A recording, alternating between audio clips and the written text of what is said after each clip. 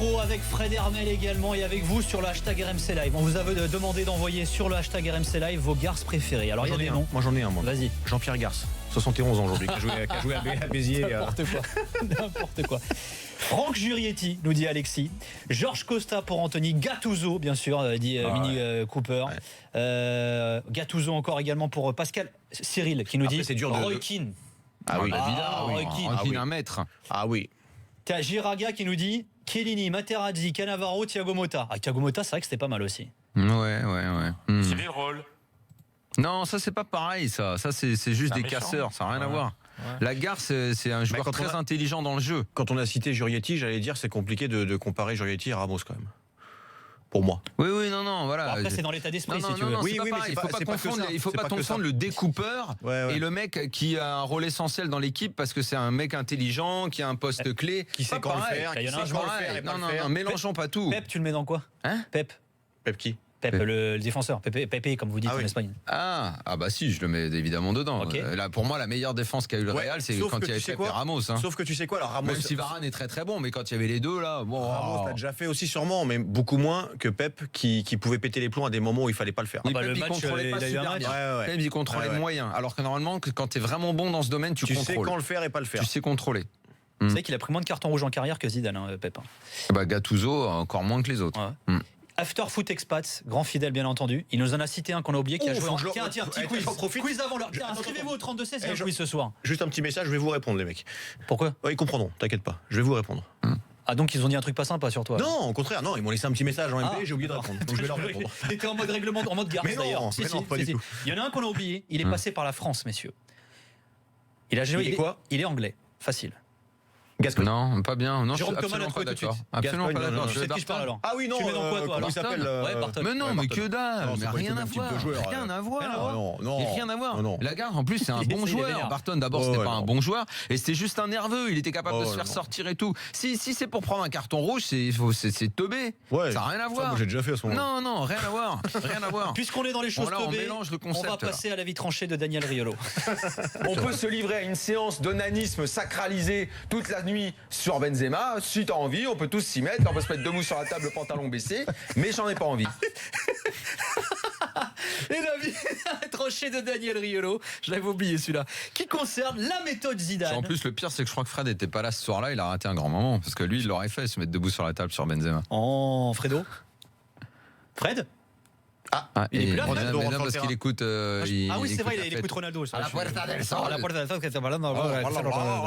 Alors toi, t'es sous le charme de la méthode Zidane. Non, il ne s'agit pas d'être sous le charme. Il y a un élément qui t'a marqué dans sa méthode. Non, c'est d'essayer de comprendre. Parce qu'en fait, effectivement, Fred n'est plus là, mais comme chacun sait. Ronaldo a acclamé, applaudi. Il a dit l'année prochaine, il sera là. Donc, tout va bien. Tout est en rétro-pédalage, mon gars.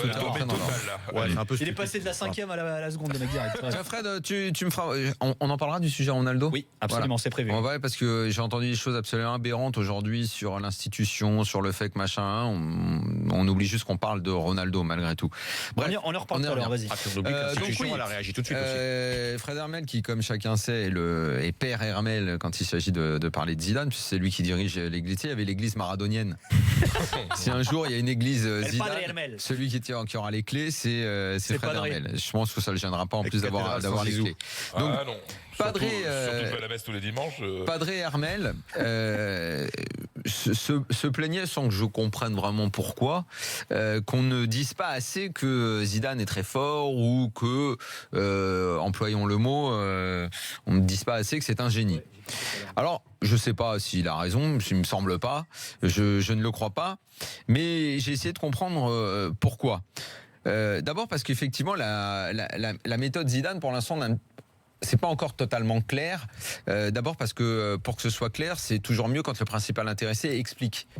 Et tous les grands entraîneurs de l'histoire ou les grands champions ont parfois donné des interviews, tu sais, fleuves ou des livres ou des documentaires où ils parlent de leur métier, où ils expliquent et ça permet, tu vois, bon, Guardiola, Sacchi, tous l'ont fait, Mourinho, des livres, tu vois, voilà, tous.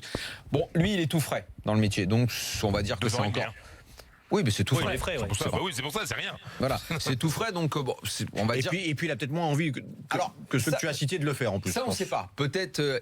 En revanche, si dans 5 ans, on n'a pas quelque chose de fort et tout, ça m'emmerdera parce que moi j'aime bien qu'on partage, qu'on échange, que les mecs disent les choses.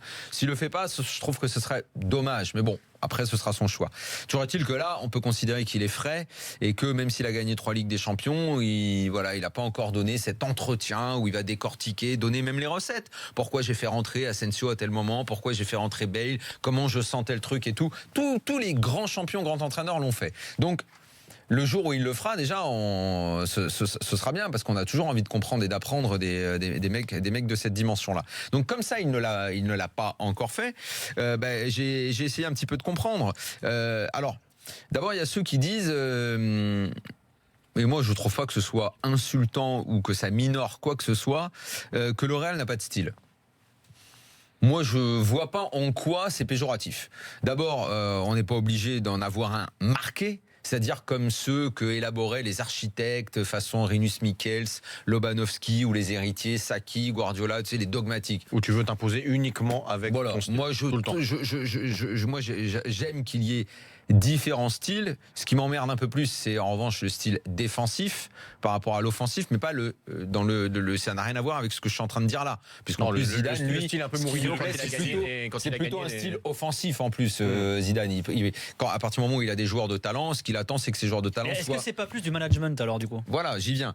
Lui, il a envie que les mecs qui ont du talent puissent s'exprimer et fassent parler leur talent. C'est ce qu'on voit à chaque fois que le Real joue. Donc, si c'est pas une sorte d'architecte comme ça, et est-ce que c'est un problème? Non. Et puis, on n'est pas obligé de choisir entre les deux écoles. Il m'arrive pas. C'est vrai, moi j'adore les grands théoriciens, mais j'ai adoré le Mourinho du début des années 2000 et je suis effectivement totalement là bouche bée devant ce que Zidane arrive à faire avec cette équipe. Donc je trouve qu'on n'est pas obligé de choisir. C'est comme les Beatles et Rolling Stone ou ce genre de trucs-là. J'aime pas qu'on fasse forcément ce genre de choses-là. Juste parenthèse là, en revanche sur cette histoire dogmatique et tout, ceux qui ne les aiment pas, et ceux qui tapent sur Guardiola, ouais, il a toujours eu des bonnes équipes, donc c'est plus facile et tout ça. Je vais refermer la parenthèse en disant Zidane, il n'entraîne pas une équipe de branque. C'est que des cadors, les mecs. Donc voilà. Donc on évacue les deux comme ça, et égalité. Un peu comme Guardiola, il a aussi connu l'institution de l'intérieur. Il a été joueur, il a pris les jeunes, il les a fait monter. Voilà. Donc et puis ceux qui pensent que parce que c'est une grande équipe, tu vas forcément gagner. Le chemin de Zidane et de Guardiola, c'est quand même l'équipe B en 3e division. Exactement. Voilà. C'est pas. Donc et si Zidane a passé tous ses diplômes et a donc fait la théorie, l'analyse et tout ça, je crois que son style en fait, qui effectivement, et Fred nous l'a souvent raconté, s'est construit à la fréquentation des grands entraîneurs qu'il a connus, et notamment les Italiens, Lippi, Ancelotti. Cette intuition, je crois que c'est ce qui caractérise son style. Il a ce qu'on appelle l'intelligence intuitive. Il devine, il anticipe, il comprend le foot comme peu le comprennent, parce que d'abord comme joueur, il le sentait, il avait un feeling, un instinct formidable, et c'est comme ça qu'il travaille aujourd'hui. Et effectivement, peut-être sans se perdre dans des analyses ou des longues réflexions. D'ailleurs, Bettoni, qui est son fidèle adjoint, l'a dit, et quand tu lis ses explications, tu dis ah oui, c'est ça le foot, parce que c'est super facile finalement. Il dit, il excelle dans le management. Ça, c'est pas forcément super facile. Encore faut-il être capable d'exceller dans le management, dans des équipes comme ça, et dans le rapport humain. Et il dit, surtout au moment où il arrive. Et après, il leur dit de prendre du plaisir. Ah, vas-y, ça c'est la phrase la plus bateau du monde. Tous les entraîneurs disent ça. Non, mais attends, je vais te dire quelque chose, Daniel. Simplement, c'est la fin de la phrase. Parce que moi, à chaque fois que j'ai parlé de ça avec Zizou, il me dit, moi, quand j'étais joueur, un entraîneur qui me faisait des théories pendant 40 minutes, je l'écoutais plus, quoi. Voilà. Moi, un footballeur, dans un message, il doit y avoir maximum 2 idées et on termine pas. Et on profite. Et maximum, en tout cas, il a compris que ce rapport humain comme ça fonctionnait pour d'autres personnes que les footballeurs, je précise. Donc son style, je dirais, est quasiment minimaliste, sans que là encore ce soit péjoratif, puisque même en art, il y a du minimalisme et ça a donné des œuvres très très belles. Il va à l'essentiel. Voilà, c'est simple, efficace. Il a des tauliers. Ça, je pense que c'est clairement un héritage de lui, joueur. Dans ses grandes aventures, il y avait 3-4 tauliers dans l'équipe et des très bons joueurs autour. Je te les donne. Ramos, Marcelo, Modric, Cristiano Ronaldo. Voilà. Des joueurs très forts autour qui répondent et qui sont une hiérarchie claire, parce que mine de rien, c'est quasiment toujours la même équipe avec Vasquez, Asensio, Bale sur le banc, Nacho, mais il n'y a pas d'embrouille sur la hiérarchie. Les choses sont claires et le rapport de confiance, il est extraordinaire. Donc, il n'y a pas de conflit.